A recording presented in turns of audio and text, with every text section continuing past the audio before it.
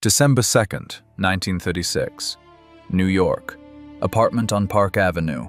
1:30 p.m. A heavy winter fog hangs outside the windows, concealing the spires of Manhattan skyscrapers, but inside there reigns an unnatural silence. On the wide bed lies the body of a 70-year-old man. The doctor certifies death from acute bronchopneumonia and heart failure. This is John Nicholas Ringling, the man whose name is known in every city in America, the last of 7 brothers who built the greatest entertainment empire in history, the king of the circus. The scene resembles a crime scene, but there are no signs of violence here. The killer in this room is invisible. It is not a bullet or poison. It is total financial collapse. Around the body bustle not detectives, but lawyers and creditors. They await the moment to open the financial documents. The atmosphere is saturated with tension, but not grief. Those present know that John Ringling owned railroads, oil wells in Oklahoma, thousands of acres of land in Florida, and a collection of old masters' paintings worthy of the Louvre. They expect to see millions of dollars in the accounts securing their claims. However, when the executors gain access to the bank statements, a shocking silence hangs in the room. The balance on the personal account of the planet's most powerful showman amounts to $311. Not 300,000, not 3 million, $311. This is all that remains of the liquid assets of the man who in 1925 was among the 10 richest people in the world, with a fortune estimated at $200 million. At the same time, exactly 1,200 miles to the south, in the city of Sarasota, Florida, stands a locked giant mansion. Ca d'Azan, a Venetian palace on the bay shore, built of terracotta and marble. The huge wrought iron gates are chained shut. Inside the 56 rooms, drafts wander, raising dust from the velvet drapes that cost more than the average American home. No one lights the light in the huge ballroom chandelier. No one looks at the Rubens canvases hanging in the darkness. The servants are dismissed. The gardeners are fired. This house, conceived as a monument to eternal love and triumph, at the moment of its owner's death, turns into the most expensive tomb in North America. Creditors are already preparing documents for the seizure of the property. The state of Florida is preparing to enter a decade-long legal battle for the right to own this real estate. The mansion, which was supposed to become a symbol of the American dream, becomes tangible evidence of collapse. The contrast between the scale of the personality and the finale of her life defies comprehension. 10 years ago, John Ringling moved mile-long trains across the country, carried thousands of people and hundreds of animals in his wake, bought competitors with a single stroke of the pen. Today, his body is being prepared for modest funerals, and his empire is being torn to pieces by Wall Street vultures. But the most terrible thing in this picture is not the lack of money.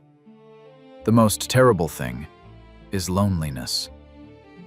There was no loving wife or children beside the dying magnate. His only daughter died in infancy decades ago. His adored first wife, Mabel, has been dead for 7 years. His second wife, Emily, is suing him for half of a non-existent fortune. John Ringling dies surrounded by papers, lawsuits, and medical reports, trapped in the snare of his own ambitions. We look at this finale and ask the only question: how did this happen? How did the man who possessed absolute power over the imagination of millions and real assets of an entire state come to the finish with $300 in his pocket? The story of the fall of the Ringling House is not just the biography of a businessman. It is the anatomy of a catastrophe embedded in the very foundation of greatness. To understand the nature of this destruction, we need to rewind the tape. We need to go back to where there was no marble, no gold, no millions. To the mud of the Midwest, where 7 brothers decided they could conquer the world if they stuck together. This investigation is an attempt to understand the price one has to pay for building a palace on sand. We will peel back the walls of Kazan layer by layer to see not the gilding, but the cracks in the load-bearing structures. The story does not begin with the circus. The story begins with hunger. To understand how a man can die in loneliness with $300 in his pocket, once owning the world, one must go not to Florida, but to the cold and dirty Midwest. The starting point is 1882, the town of Baraboo, Wisconsin. There is no marble here, no Venetian windows, and no smell of the sea. Here it smells of raw leather, horse sweat, and poverty. The father of the future magnate, August Ringling, a German immigrant, spent his whole life bending his back over the workbench, making horse harnesses. He was an honest worker who believed in the old European dogma: work diligently, eat modestly, and you will survive. But his sons, and especially John Nicholas Ringling, looked at this workbench not as a source of bread, but as a prison. They saw how their father aged without accumulating anything but calluses. The same German blood flowed in their veins, but with one mutation that determined the fate of the entire family. They did not want to survive. They wanted to dominate. John was the 6th of 7 brothers. Tall, broad-shouldered, with a heavy gaze that already in his youth made interlocutors feel uncomfortable. Unlike his brothers, who gravitated toward artistry, some sang, some danced, some juggled, John possessed the mind of a cold calculator. He understood the fundamental truth of late 19th century American capitalism long before it became obvious to others. Art is worthless without logistics. On May 19, 1884, the Ringling brothers give their first performance. It was a tiny tent, tickets cost 5 cents, and the troupe consisted of the brothers themselves and a few local enthusiasts. But behind the scenes of this modest show, a machine created by the minds of John and his brother Otto was already working. They divided responsibilities as industrial corporations did. Alfred handled advertising, Charles, production, Al, artist selection, and John? John took care of routes and transportation. It is here that the philosophy forms, which later embodies itself in the stones of the Kadazan mansion. The philosophy of total control and expansion. John Ringling understood that their main enemy was not the lack of talent, but geography. America is vast. To become kings, one must conquer space. In 1890, the brothers make a decision that changes the rules of the game forever. They abandon wagons and horses and put the circus on rails. This was their first strategic quantum leap. While competitors got stuck in the mud of country roads, losing time and money, the Ringling brothers' train, like a battleship, cut through the states, delivering the show to the richest cities strictly on schedule. John personally developed the logistics. He knew every railroad junction from Chicago to New Orleans. He turned the chaos of a traveling circus into a militarized structure, operating with the precision of Swiss watches. By the beginning of the 20th century, their fortune began to grow exponentially. But John Ringling differed from his brothers in one more trait: an insatiable thirst for absorption. He did not tolerate competition. He did not want to be the best. He wanted to be the only one. On July 8, 1907, James Bailey dies, the owner of the legendary Barnum and Bailey Circus, the main and only serious rival of the Ringlings. For most, it was news from the newspapers. For John, it was a signal to attack. While Bailey's heirs were in mourning and confusion, John initiated the deal. For $410,000, a sum equivalent to about $13 million today, the Ringlings buy out their enemies. This moment became a historic watershed. Now they controlled both of the planet's largest circuses. They became monopolists of entertainment in a country where there was still no radio, no television, no internet. Imagine the power of a man who controls the only source of visual wonders for 100 million Americans. This was power comparable to that of oil barons or steel magnates. But John wanted more than just money.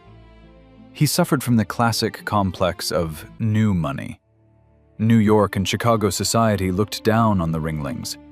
For the elite, whose capitals were passed down through generations, John was simply an upstart, a circus man, a person who got rich showing bearded women and elephants. He was not invited to closed clubs. His manners were considered rude. He wore too expensive suits, smoked too thick cigars, and spoke too loudly. In response to this social rejection, a plan matured in John's head. If society does not accept him, he will create his own kingdom, where he will be the absolute monarch.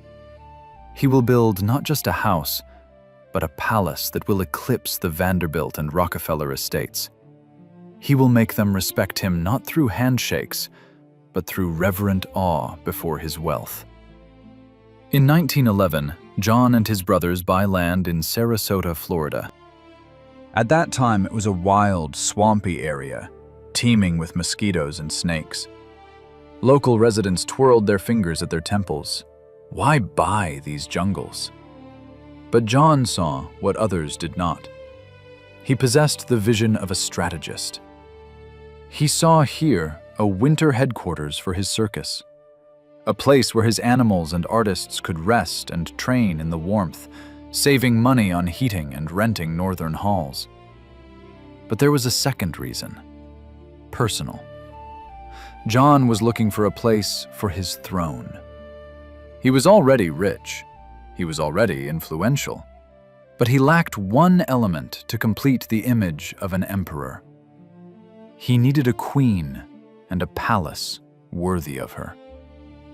Here we approach the key paradox of John Ringling's personality. On one hand, he was a tough, cynical businessman, capable of firing 100 people for being a minute late. On the other, he was a man obsessed with the romantic idea of greatness and beauty, which he himself perhaps did not fully understand. He accumulated millions by transporting illusions across the country. Now he wanted to turn these millions into the grandest, most tangible, and most enduring illusion in his life. By the 1920s, the brothers begin to die, one after another.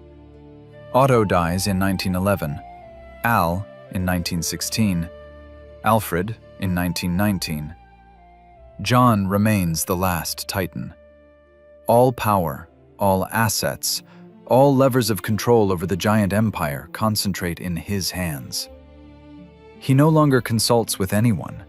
He is the voice of God in the world of show business. And it is precisely at this moment of absolute power and emerging loneliness that he decides to begin construction of his main monument. But to create a masterpiece, a muse is needed. John's brute force, his ability to lay rails and calculate profits, was the foundation. But to build Sa-Dazan, a soul was needed. And this soul appeared in his life long before the first stone was laid in the foundation. Their union became the catalyst that transformed a simple millionaire from Wisconsin into the creator of an American Venice. Without her, John Ringling would have remained just a rich circus man. With her, he became a legend. But this union, like everything in John's life, was a strategic merger of two completely different worlds. December 29th, 1905, Hoboken, New Jersey. On this day, John Ringling concludes the most important deal of his life. But this time, the contract does not specify elephants, nor railroad cars, nor business shares. He marries. His chosen one is Arminta Nabelle Burton, a 30-year-old woman from the tiny town of Moons, Ohio. At first glance, this seems like an ordinary marriage for love. But in the context of the Ringling Empire, this event becomes a strategic alliance that will define the aesthetics and future of the entire clan. Mabel was not just the wife of a rich man. She was the missing element that John lacked to transform from king of the circus into American aristocrat. John possessed brute force, a breakthrough character, and the ability to make money out of thin air. Mabel possessed taste, refinement, and, most importantly, vision. If John was the engine of this machine, then Mabel became its rudder. She instantly understood. To make their money carry weight in high society, it needed to be converted into culture. Simply having millions in the accounts was not enough. In New York of the 1920s, this was considered vulgar. One needed to possess history, even if that history had to be bought and shipped across the ocean on a steamer. Over the next 2 decades, the couple turns their annual trips to Europe into large-scale expeditions to expropriate the cultural heritage of the Old World. While John's agents scour circuses in Germany and Russia in search of acrobats and trainers, John and Mabel visit auction houses and workshops in Italy. This is the merger of 2 worlds. The world of the fairground meets the world of high art. John approaches collecting paintings the same way he selects circus acts. He looks for size, drama, and scale. He likes Rubens, Titian, Velázquez. The canvases must be huge, the subjects biblical or mythological, the colors vivid. He buys art wholesale, often taking entire collections from ruined European aristocrats. But it is Mabel who systematizes this chaos. She learns to understand architectural styles, she studies Christie's catalogs, she forms the visual language on which their empire will soon speak. By the beginning of the 1920s, their financial power reaches its peak. This is the era of the Roaring Twenties, and money flows like a river. But the circus is not the only thing feeding the monster. John Ringling diversifies assets. He invests in oil in Oklahoma and Texas. He buys short-line railroads. He becomes a land developer in Florida, where a mad real estate boom is just beginning. By 1924, John Ringling is no longer a man. He is a walking bank. His signature is worth more than the annual budget of a small city. It is precisely at this moment of absolute financial omnipotence that Mabel presents John with her great project. They already have land in Sarasota, those very 20 acres on the bay shore bought many years ago. On the site stands an old wooden house that they call the cabin. Mabel declares, "It is time to build a real house." But she does not want an ordinary American mansion in colonial style. She shows John her sketches and photographs from Venice. She wants to transplant a piece of Italy onto the Florida swamps. She wants to build the Doge's Palace, mixed with the romance of the Danieli Hotel and the luxury of Nero's Golden House. This was a mad, almost impossible demand. To build a heavy Venetian palace of marble and terracotta on the soft, wet soil of Florida, in a zone of constant hurricanes. Engineers said it was a technical nightmare. But for John, the word impossible was just a challenge. He was used to transporting elephants across the country. He would build Venice in America if Mabel wanted it. In 1924, an architect from New York, Dwight James Baum, is hired. His task is simple and terrible at the same time: to create a building that looks as if it has stood here for 500 years already.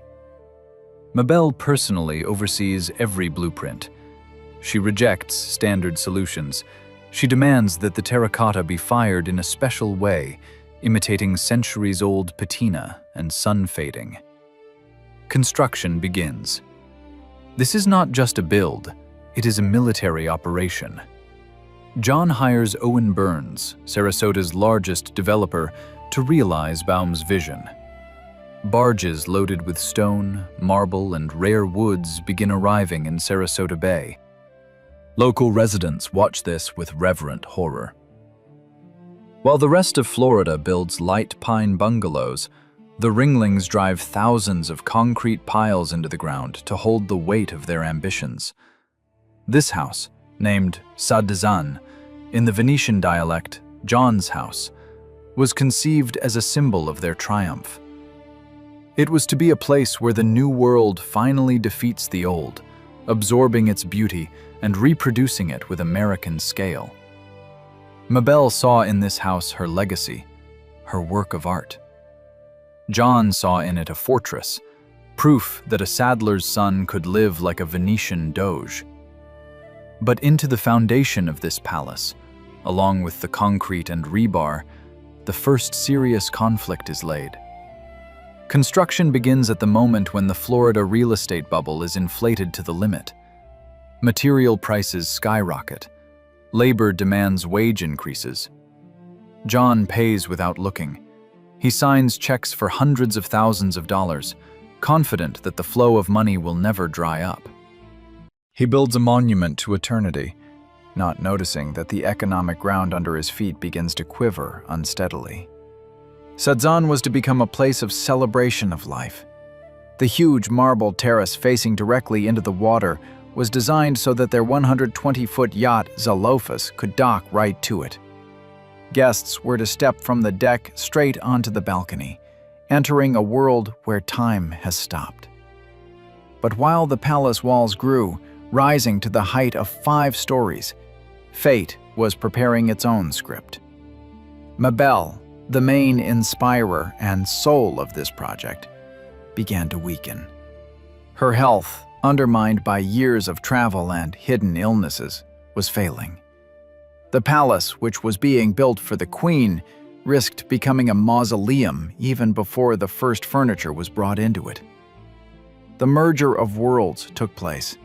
John's money and Mabel's taste created the framework of the future masterpiece.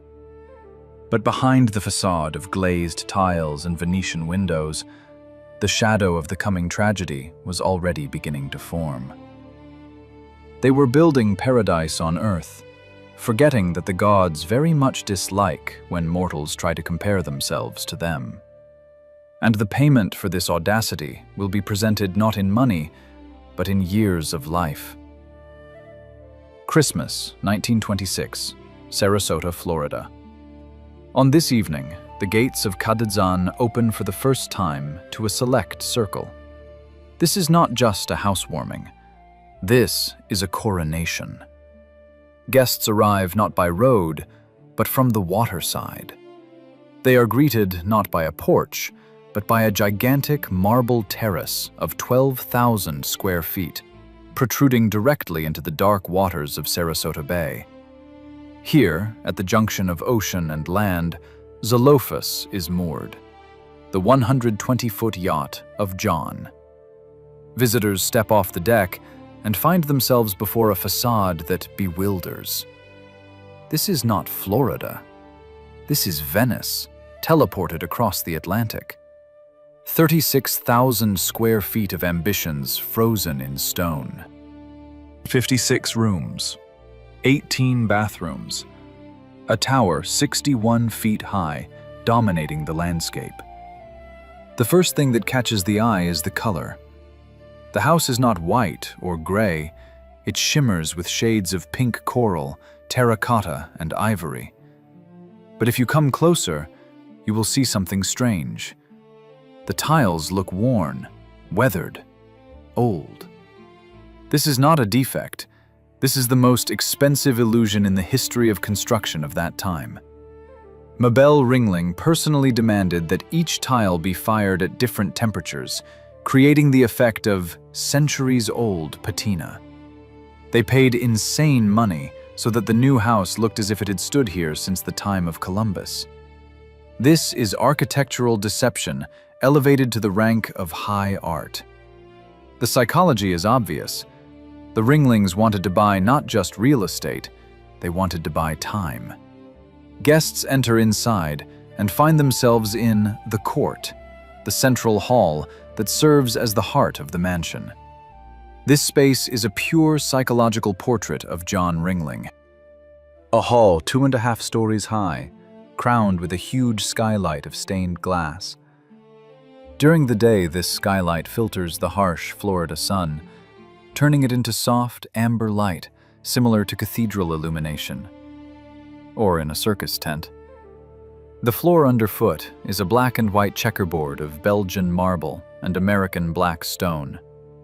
This geometric pattern makes human figures visually smaller, and the space enormous.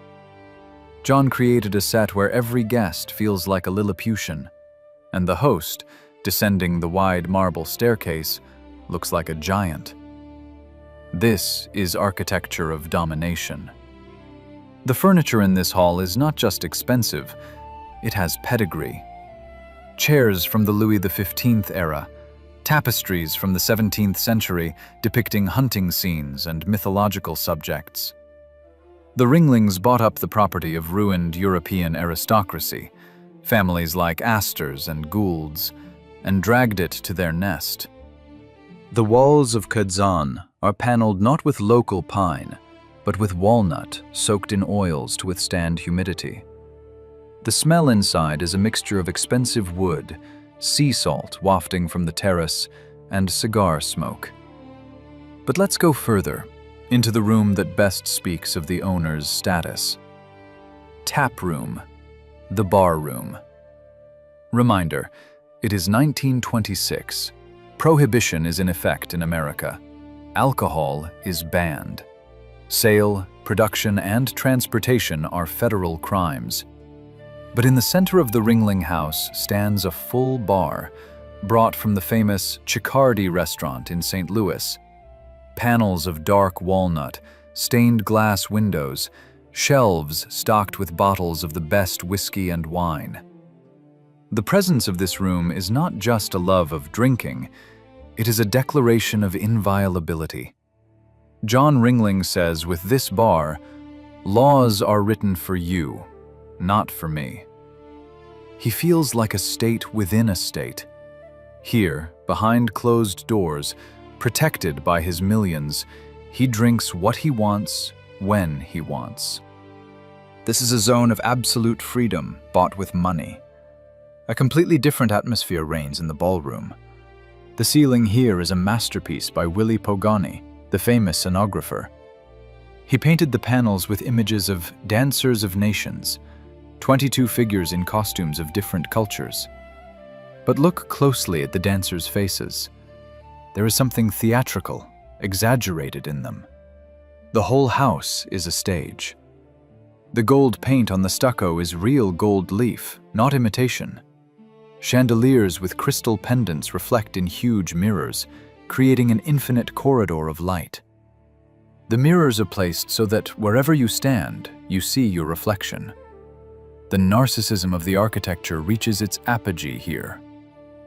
And now let's go upstairs to the private quarters. John's bedroom. The area is larger than that of an average New York apartment. Furniture in the French Empire style, the style of Napoleon Bonaparte. A canopied bed, massive wardrobes with bronze overlays, heavy velvet curtains. Everything here screams of masculinity and power. John sleeps in an emperor's bed. From his balcony opens a view of the bay and the bridge, which he himself financed to connect his possessions to the mainland. Every morning he wakes up and sees the world that belongs to him. Next to it, Mabel's bedroom. The contrast is striking. Louis XV style Rococo. Light tones, walls hand-painted with garlands of flowers, bed with a headboard of woven rattan, Venetian work. But pay attention to the windows. They are covered not only with curtains, but also with thin wire screens on the outside. Mabel feared mosquitoes and diseases. Even in this paradise, amid silk and gilding, there is fear of nature, of the reality waiting beyond the palace walls. Mabel's bathroom is a separate story. The plumbing is made from a single piece of marble, faucets covered in gold. But the most striking detail is the scales. Ordinary floor scales, but inlaid into the same marble ensemble. Mabel was obsessed with controlling her weight and health. This small detail reveals the anxiety hidden behind the luxury. The total cost of construction and furnishing upon completion amounted to $1.5 million. Adjusted for today's exchange rate, taking into account inflation and purchasing power, this is a sum exceeding $25 million. But the real market value of such an object today would be several times higher due to the antique furnishings. The house had an advanced for the time electric bell system for summoning servants, a panel with room numbers hung in the kitchen. There were few servants for such a palace, about a dozen, but their work was invisible. The system of corridors and service staircases allowed the staff to move around the house without intersecting with the owners. Sadzan was designed as the perfect machine for living. There was even a huge Aeolian organ with 4,000 pipes hidden behind tapestries on the second floor. The sound came out through special grills, filling the entire house with music whose source was invisible. The voice of God, sounding from the walls. But strolling through these halls today, or mentally transporting oneself to 1927, one cannot shake off a strange feeling. The house is too big for two people. It has too much echo. This is architecture designed for crowds, for receptions, for admiration. But when the guests leave, when the lights go out in the ballroom, when the organ falls silent, what remains? Two people remain, wandering through the 56 rooms. Kadzan is a golden cage, built at the peak of power.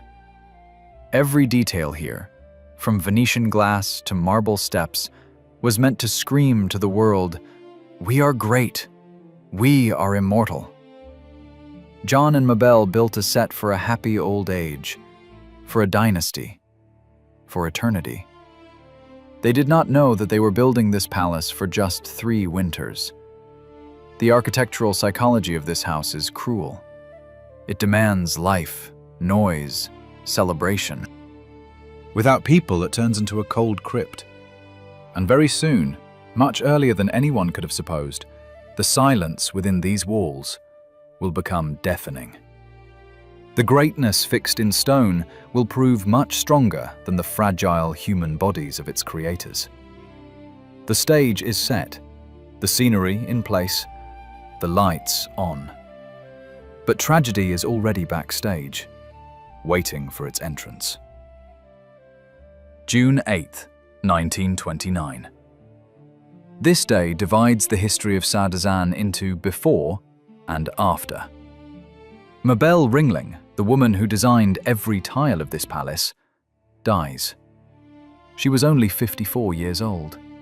The cause of death is Addison's disease, complicated by diabetes. Her last months she spent in her luxurious bedroom, surrounded by Venetian furniture, listening to the sound of the bay, but fading day by day. She lived in the house of her dreams for only 3 winters. Mabel's death is not just a family tragedy. It is the moment when the soul leaves the building. The mansion, designed as a temple of love and art, instantly transforms.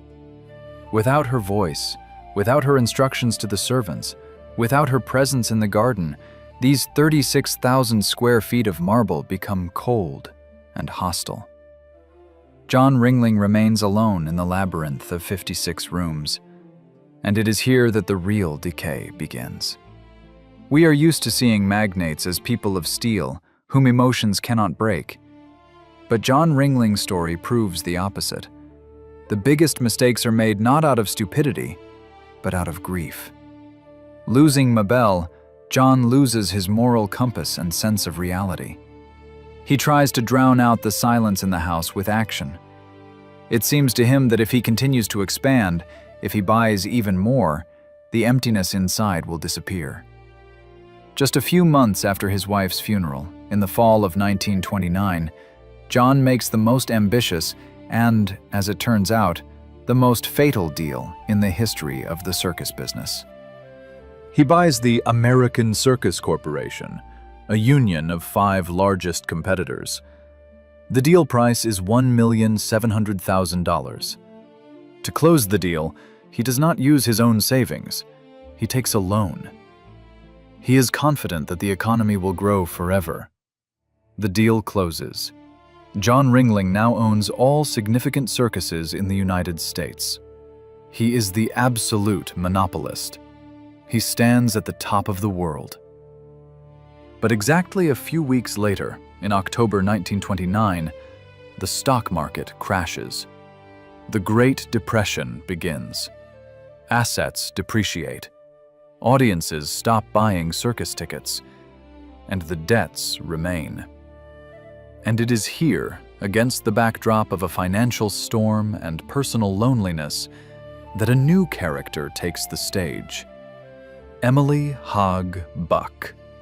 On December 19, 1930, just a year and a half after Mabel's death, John marries for the second time. Emily is the complete opposite of Mabel. She is a wealthy widow, a social lioness, a woman whose ambitions perhaps exceeded those of John himself. If the marriage to Mabel was a union of 2 dreamers building an empire from scratch, then the marriage to Emily resembled a merger of 2 corporations that went awry. John sought salvation from loneliness. He sought someone who would fill the halls of Cadizan with life again. Emily, likely, sought status and power that the Ringling name provided. But instead of symbiosis, they got war. The atmosphere in the house changes radically. The walls, which previously heard discussions of art and construction plans, now hear shouts and the smashing of dishes. Emily had no intention of being a shadow of the great husband or a replacement for the late Mabel. She demanded attention, money, and influence. John, accustomed to absolute submission, be it lions in the arena or subordinates in the office, faced a force he could not control. The conflict reaches its peak quickly. This marriage did not last even 2 years in normal mode. Emily accuses John of cruelty. John accuses Emily of extravagance and greed. Sadzan turns from a palace into a battlefield. Servants become witnesses to ugly scenes. Legends say that once John locked the bedroom doors to keep his wife out, and she pounded on them so hard that marks remained on the wood. In 1933, the divorce proceedings begin, and this becomes the final nail in the coffin of John's reputation and fortune. Divorce in the 1930s is not just a legal procedure, it is a public scandal. Emily demands $50,000 in settlement, huge money in the midst of the Depression. She sues, claiming John broke her arm. John files a counterclaim, asserting that she is trying to ruin him. Here before us arises a complex moral question. Who is the villain here? It is easy to accuse Emily of being a gold digger, taking advantage of the vulnerability of an aging magnate. But look at John. This is a man accustomed to buying everything: competitors, art, real estate. Did he not try to buy a new lady of the house in exactly the same way? Did he not use Emily as a function, ignoring her as a person? This period reveals the dark side of the King of the Circus character. We see not a genius strategist, but a cornered beast. He is stubborn, he is aggressive, he refuses to compromise. His pride, which helped him build the empire, now prevents him from preserving even its remnants.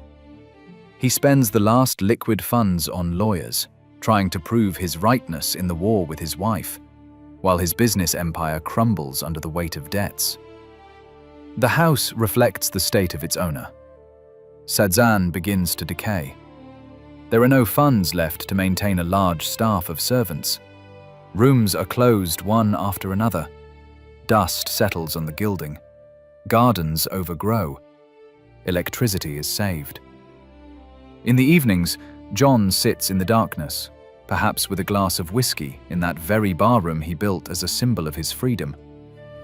Now, it is a bunker. The second marriage, which was supposed to be the beginning of a new chapter, becomes the catalyst of the end. Emily leaves, but the lawsuits drain the last juices from John. He wins the divorce in 1936, just a few months before his death. But this is a Pyrrhic victory.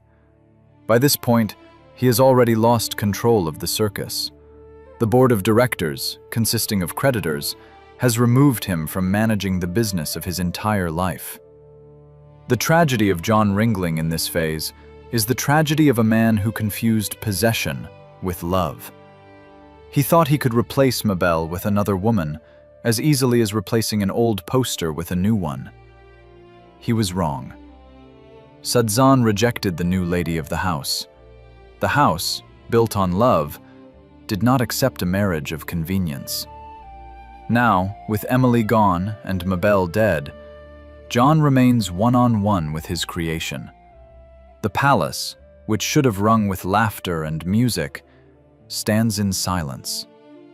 And this silence is more terrible than any noise. It says that the king is naked. All his millions, all his Rubens paintings, all his marble columns cannot give him the simplest thing: human warmth. We see a paradox.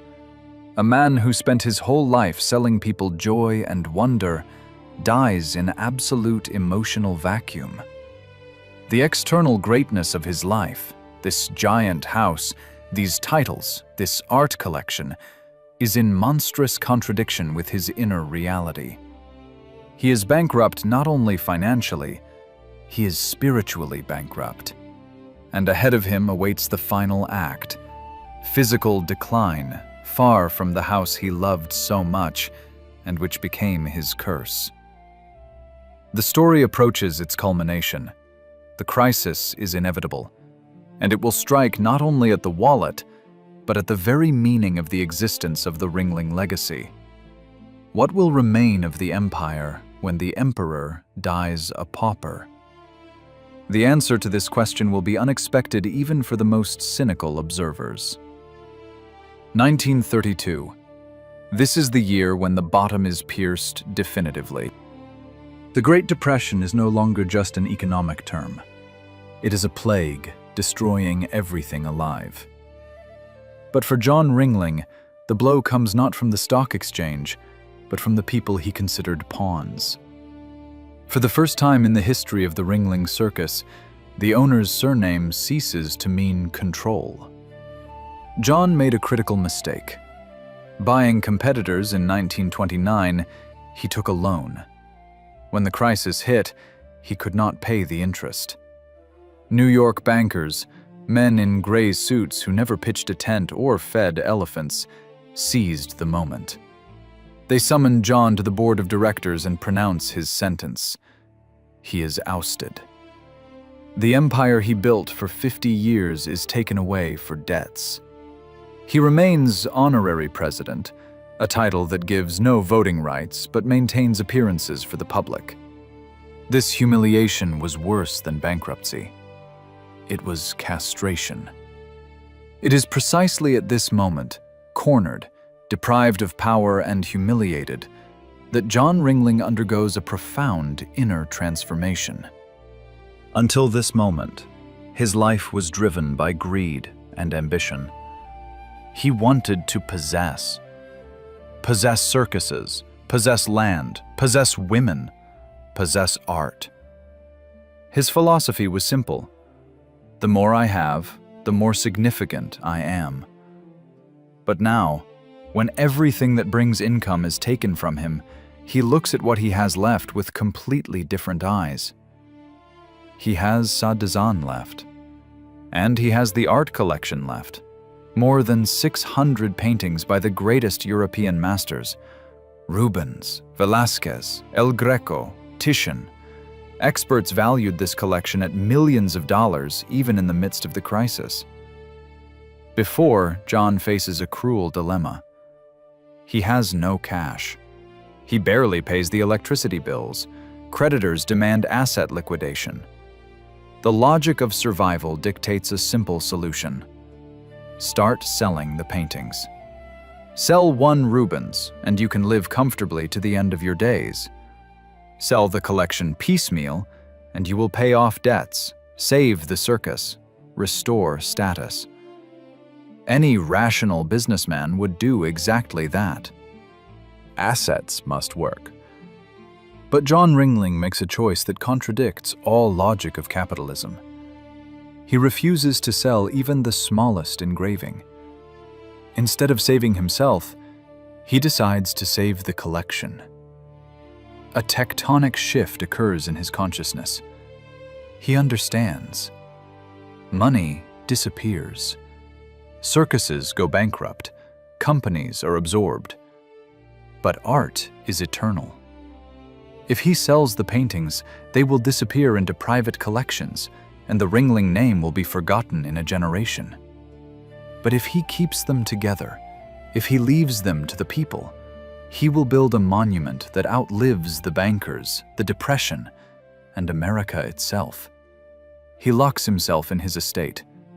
Next to Kadzan, he has already built the Art Museum building, a pink Renaissance-style palazzo surrounding a statue of David, a copy cast specially for him in Italy.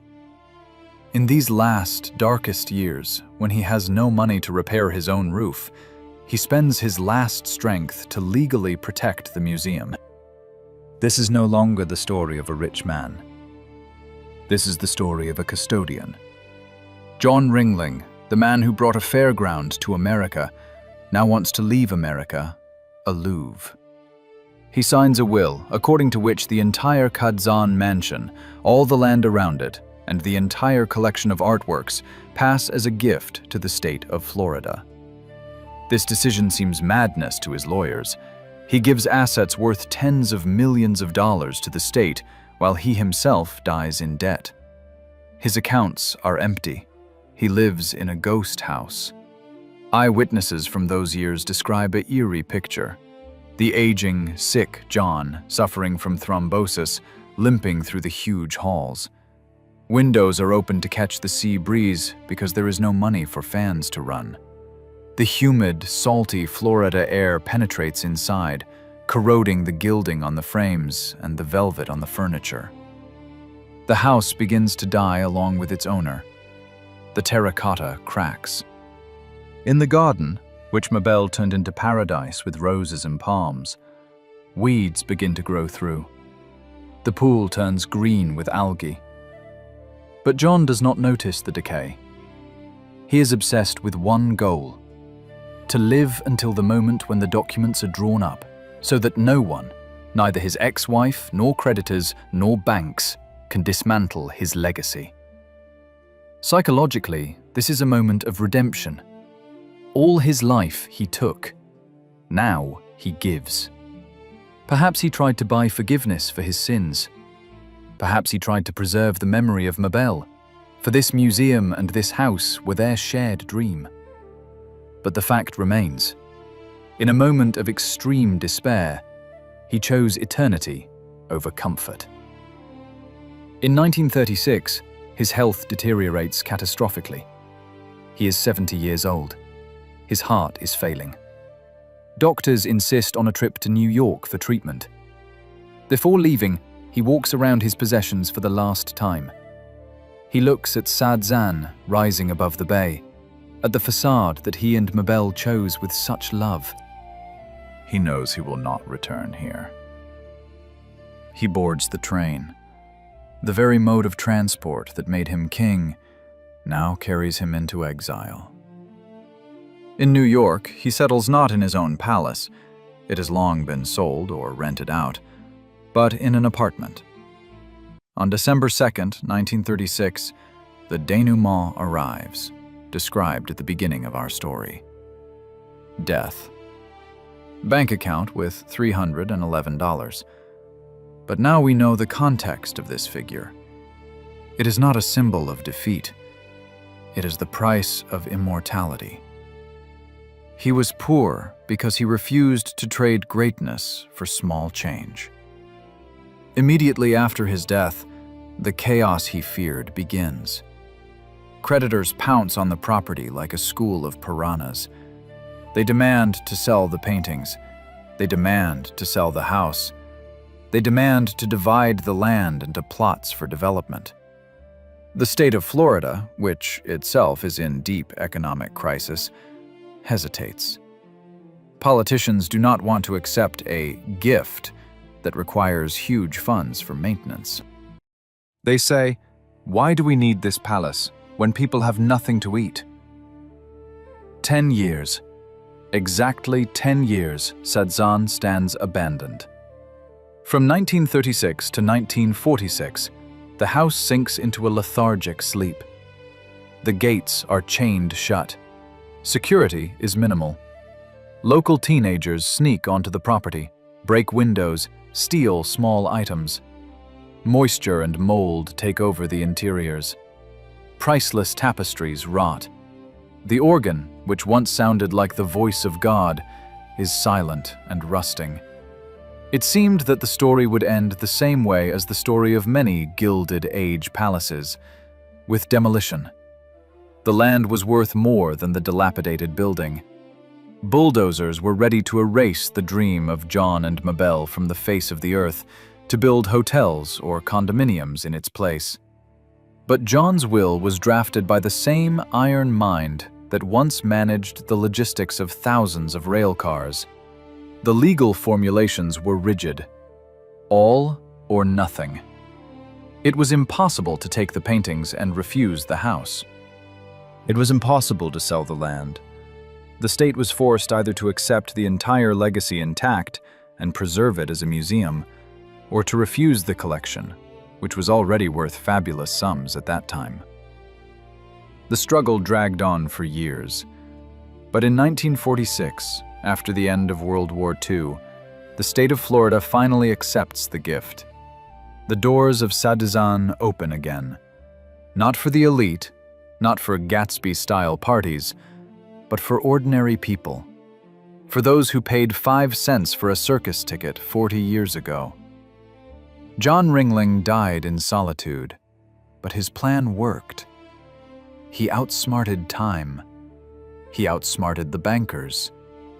He outsmarted death itself. The crisis that should have destroyed him became the forge of his true legacy.